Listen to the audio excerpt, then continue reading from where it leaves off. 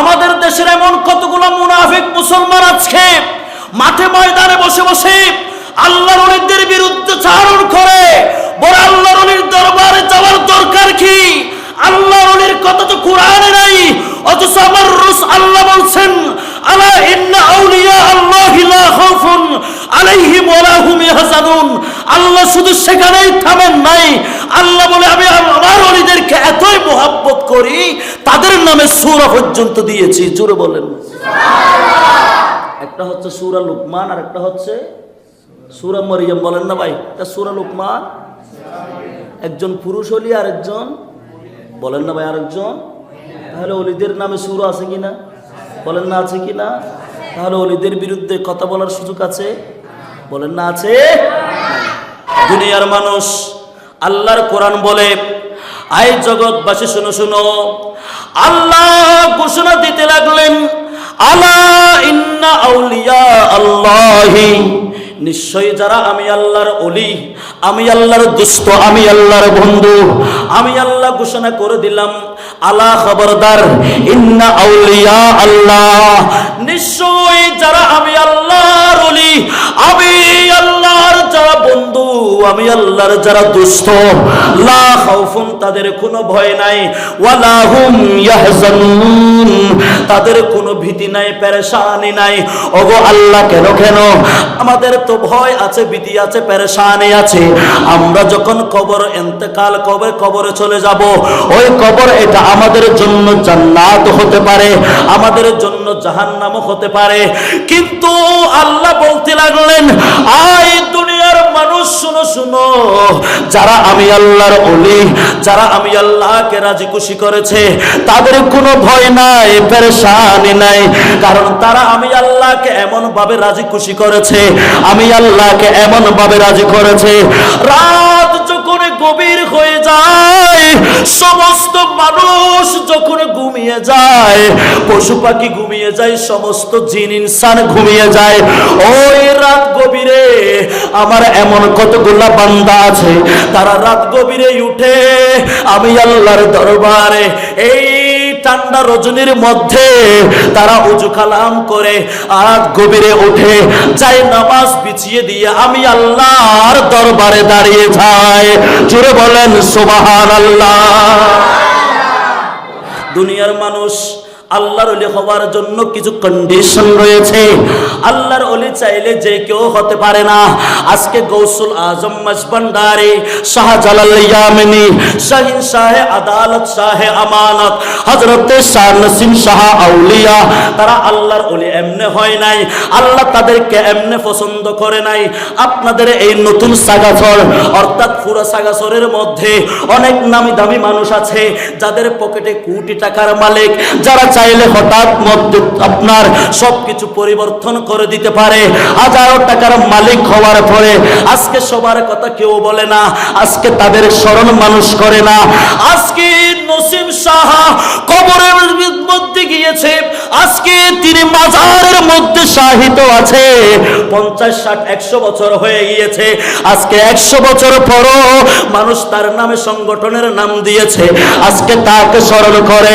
তার কথা মানুষ বললে অন্তর নরম হয়ে যায়, তার কথা শোনা মাত্র মানুষের চোখ দিয়ে পানি বের হতে থাকে।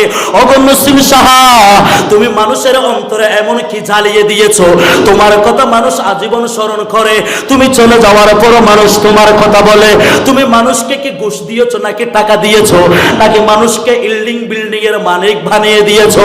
এক কথাই তিনি বলে দিবে, আমি মানুষদেরকে কিছুই দিতে পারি নাই, আমার কাছে টাকা ছিল না, স্বর্ণ ছিল না, চাঁদি ছিল, আমি তো মানুষদেরকে কিছুই দিতে পারি নাই। মানুষ তোমার কথা বলে কেন?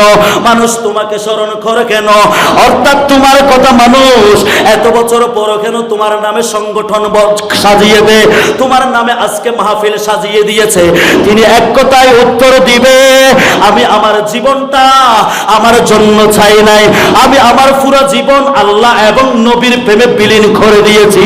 আজকে নসিম শাহের কথা মানুষ বলে না, ইনার নামে সংগঠন করে নাই, আপনার নামে করেছে, আমার নামে করেছে, কোটি টাকার মালিক তার নামে করেছে। তো ইনার তো টাকা পয়সা ছিল না, তো ইনার নামে কেন করেছে? কারণ এনারা দুনিয়াকে লাথি মেরে আল্লাহ রসুলকে রাজি করেছে। আরো জোরে বলেন না? তো তারা চাইলে মানুষদের তকদির পাল্টাতে পারে কিনা? বলেন না ভাই, পারে কিনা? দুনিয়ার মানুষ তারা কিভাবে তকদির পাল্টায় আমার দয়াল নবী হাদিসে পাকের মধ্যে ঘোষণা করতে লাগলেন, আই দুনিয়ার মানুষ শুনো শুনো, আল্লাহর ওলিরা চাইলে তকদির পাল্টাইয়ে দিতে পারে। কিভাবে পাল্টাইতে পারে? আমার দয়াল নবী হাদিসে কুদসির মধ্যে ঘোষণা করে দিলেন, আই জগৎবাসী শুনো শুনো, আল্লাহর ওলি তারা এমন ভাবে আল্লাহর ইবাদত রিয়াজত মাশাহেদা মুরাকাবা করেছে, তারা চাইলে আপনার তকদির পাল্টাইতে পারে। কারণ নিগাহে ওলি মে হে তাসিরও দেখি বদলতি হাজারো কি তকদিরও দেখি, হাজার হাজার গুনাহগারের তকদির মুহূর্তে পাল্টাইয়ে দিয়েছে। ও নসিম সাহা, তোমার এমন কি ক্ষমতা ছিল তুমি মানুষদের তকদির পাল্টাইয়ে দিয়েছো? কিভাবে পাল্টাইতে পারো? তোমার কি এটা নিজস্ব কোনো ক্ষমতা নাকি তুমি কারো কাছ থেকে ধার নিয়েছো? এক কথায় আমার দয়াল নবী হাদিসে পাকের মধ্যে ঘোষণা দিতে লাগলেন, কুনতু সামাআহুল্লাযী ইয়াসমাউ বিহি ওয়া ইয়াবসুরুহুল্লাযী ইয়াবসিরু বিহি। আই দুনিয়ার মানুষ শুনো শুনো, যারা সত্যিকার আল্লাহর ওলি, তারা আল্লাহর দরবারে পাঁচ ওয়াক্ত ফরজ নামাজ পড়ার পাশাপাশি তারা প্রত্যেকদিন তাহাজ্জুদ গুজারান করেছে, তারা আল্লাহ নবীর জিকির ছাড়ে নাই। শুধু তা নয়, যেই সমস্ত নফল ইবাদত যেগুলো আছে তারা সেইগুলো পড়েছে, আর নফল ইবাদত পড়ার পরে আর তাদের জবানটা এমন ভাবে পবিত্র করে দিয়েছে। আল্লাহ বলে, দুনিয়ার মানুষ শুনো শুনো, তারা যখন জবান দিয়ে কোনো শব্দ বের করে, এটা ভালো হোক কিংবা খারাপ হোক, ও দুনিয়ার মানুষ, এটা নসিম শাহর জবান নয়, এটা আমানত শাহর জবান নয়, এটা গৌসুল আজম মেজবান্ডারের জবান নয়, এটা শাহজালাল ইয়ামিনীর জবান নয়, এটা আমার কুতুবদিয়া মালিক শাহর জবান নয়। আমার রাসূল ঘোষণা করতে লাগলেন, এটা স্বয়ং আমি আল্লাহর কুদরতি জবান হয়ে যায়। জোরে বলেন। তাহলে বলতে চাচ্ছিলাম, আল্লাহর ওলির দরবারে যেতে হলে আগে নিয়ত ঠিক রাখতে হবে, ঠিক নেবে? ঠিক। আরো জোরে বলেন। এই জন্য আমরা যারা ওলিদের কথা বলি, ওলিদের পক্ষে চলি, ওলিদের পদাঙ্ক অনুসরণ করি, আমরা আল্লাহর ওলির দরবারে যাই নিয়ত পরিষ্কার করে, ঠিক নেবে? ঠিক। এই জন্য যারা যেই নিয়তে যায়, আল্লাহ তাদেরকে ওই ওলির মাধ্যমে সেই নিয়ত পূরণ করে। জোরে বলেন। আরো জোরে বলেন। দুনিয়ার মানুষ বলতে চেয়েছিলাম, আল্লাহর ওলির দরবারে যাওয়ার জন্য আপনাকে নিয়ত পরিষ্কার করতে হবে। কারণ আমার রাসূল ঘোষণা দিলেন, হাদিসে কুদসির মধ্যে আমার রাসূল বলে দিলেন, আই জগৎবাসী শুনো শুনো, যারা সত্যিকার আমি আল্লাহর দোস্ত, আমি আল্লাহর বন্ধু, তাদের জবানটা আমি আল্লাহর কুদরতি জবান হয়ে যায়। তারা জবান দিয়ে কোনো কথা বললে, তারা জবান দিয়ে কোনো শব্দ বের করলে, আমি আল্লাহর সাথে সাথে ওই শব্দ কথা কবুল করে ফেলি। জুড়ে বলেন। দুনিয়ার মানুষ, শত মানুষ আছে, তাদের কথা কেউ বলে না। আর নসিম শাহের কথা কেন মানুষ সবাই বলে?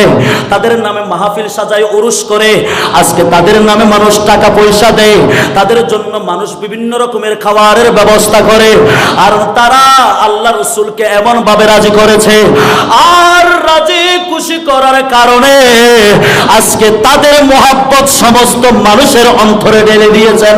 জোরে বলেন। আরো জোরে বলেন।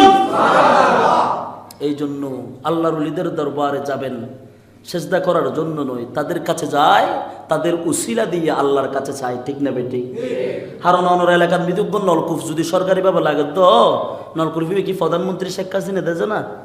বুঝান আমাদের শেখ হাসিনা দেয় না, কিন্তু আইয়ে তো হতুন আমাদের অর্ডারও হতুন এতুন উড়তুন অর্ডারও। এই নলকুলফিবে ফেবেল্লা বলি হতন মেম্বার হাসে, হতন চেয়ারম্যানের হাসে, চেয়ারম্যান তুমি গুড়ি গাড়ি এনে ফিরে হাসা যায়, ঠিক নেবে? ঠিক।